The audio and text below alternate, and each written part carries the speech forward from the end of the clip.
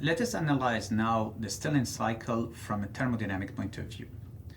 First, here we will be analyzing what we call the free piston Stirling engine. Okay, as you can see on this figure, on this configuration, we have two pistons, one power piston and the other one is called the displacer. The power piston will be moving from the bottom dead center to the top dead center. Okay, so and let's sketch here our PV diagram. So pressure, specific volume. So we said that the power piston will be moving between its bottom dead center and the top dead center.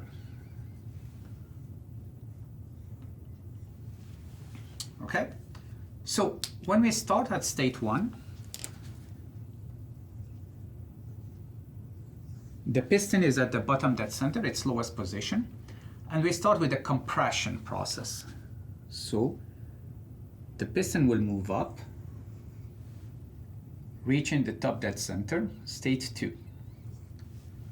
Now this process is specific because during the compression, we will be rejecting heat. Compression means that the temperature of our gas is supposed to increase, but in this case, we will be rejecting heat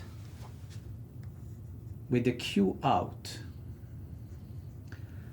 And the consequence is that this process will be isothermal at TL is equal constant.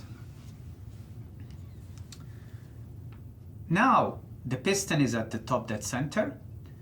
The next phase is displacer moving down. So this is a constant specific volume process.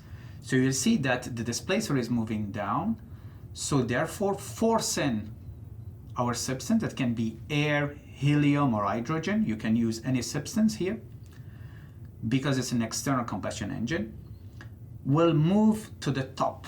So here, our next process is constant specific volume displacement, bringing us to state 3. The next one is expansion. Now our power piston will go back to the bottom dead center. But what you can see here is that both the displacer and the power piston are moving down. During this process, during the expansion, we're expecting to have a decrease in temperature. But since we are providing heat from outside, we will make sure that the temperature remains constant at T. H is equal constant. And here we are providing a Q in. And this brings us to state 4. So the power piston is at the bottom dead center with the displacer, and then the next phase or process is again constant specific volume displacement, where we see that our displacer has to move up, okay? Keeping the specific volume constant. And here are actually our 4 processes for a Stirling engine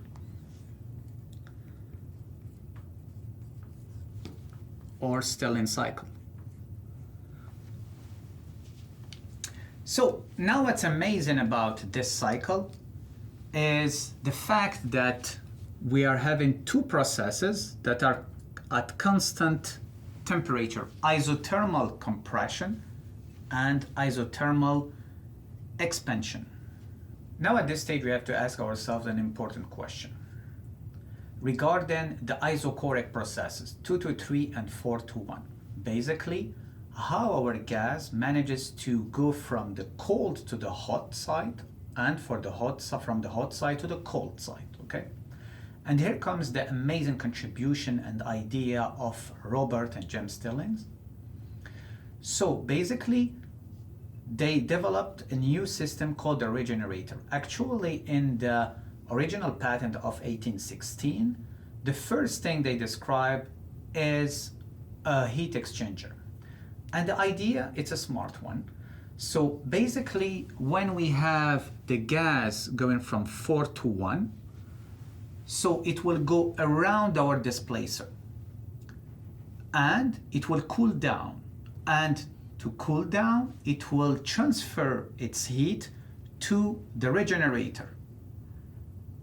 And then this heat stored in our regenerator will be used to heat up our air or our gas after our compression process. So basically we are borrowing energy here to return it here thanks to a regenerator.